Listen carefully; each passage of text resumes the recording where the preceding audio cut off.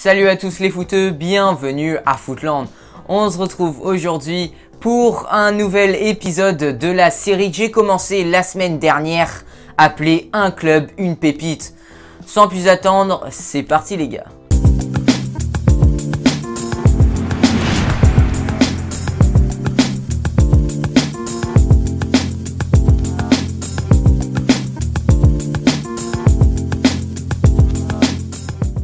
Brighton a fait un gros coup sur le marché des transferts en prolongeant le contrat de Ben White pour 4 ans de plus. Manchester United, Manchester City, Liverpool, ils étaient tous intéressés par ce défenseur central extrêmement prometteur. Leeds, le club dont il vient de revenir de prêt, n'a pas arrêté de faire des offres pour s'attacher ses services définitivement. Et c'est bien normal, il a grandement contribué à l'excellente saison de Leeds, ce qui a permis à cette équipe d'être promu en Première Ligue après 16 ans d'absence. Il détient désormais un rôle clé dans la défense à 3 de Graham Potter. Maintenant, à lui de prouver que c'est un grand défenseur central au plus haut niveau.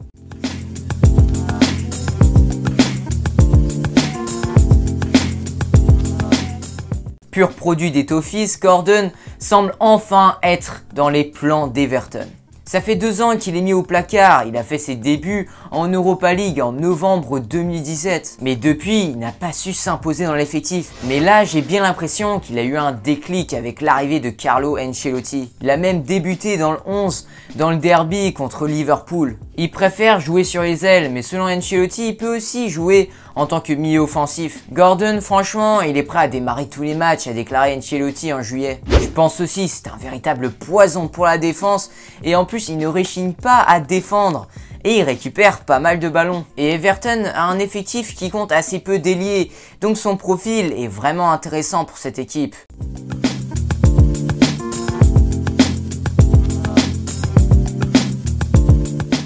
Tout le monde se souvient de son match extraordinaire contre Liverpool en FA Cup. C'était l'homme du match. C'était la première fois en pro qu'il était resté 90 minutes sur le terrain et il a laissé une très bonne impression. Roy Keane, une ex-légende de Manchester United, a même qualifié sa prestation de classe mondiale. En même temps, c'est difficile à contredire. Avec ses 11 apparitions l'année dernière, on a pu observer un joueur calme, balle au pied, qui a une vraie soif de victoire. Il veut à tout prix récupérer les ballons, mais malheureusement, une blessure au genou a gâché un peu sa fin de saison. Espérons pour lui que cette saison, il n'ait pas trop de grosses blessures. Et il devrait être plus présent dans le 11. J'ai vraiment envie de voir plus souvent ce duo Kanté-Gilmour dans l'entrejeu de Chelsea.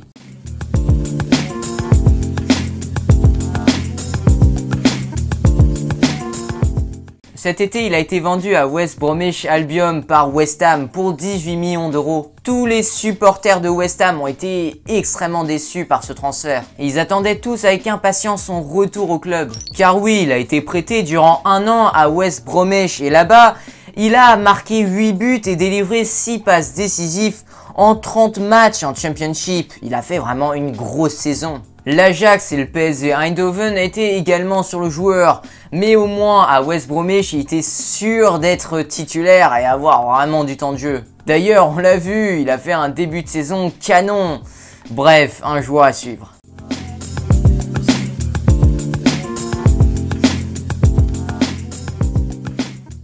Les Wolves n'ont pas hésité à casser leur tirelire pour parvenir à leur fin et recruter Fabio Silva. Ils l'ont recruté pour 40 millions d'euros, c'est un énorme investissement quand même pour un avant-centre de seulement 18 ans, pour un joueur avec aussi peu d'expérience. Mais ce qui explique cette somme, c'est son énorme médiatisation au Portugal. C'est une vraie star là-bas, il est devenu tout récemment le plus jeune buteur de l'histoire du FC Porto et il est souvent comparé à Cristiano Ronaldo. C'est vrai qu'il y a une petite ressemblance, c'est un pur numéro 9 qui peut frapper de n'importe où sur le terrain et qui n'hésite pas à attaquer la profondeur. Cette saison, Nuno pourra mettre en place un duo alléchant en pointe, Jiménez-Fabio Silva.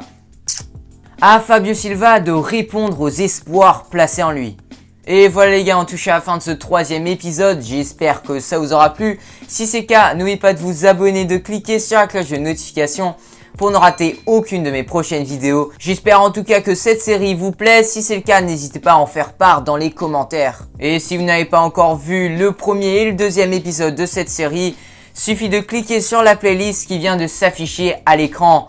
Sur ce, moi je vous dis à la prochaine pour une nouvelle analyse palpitante. D'ici là, prenez soin de vous les gars. Ciao les footeux.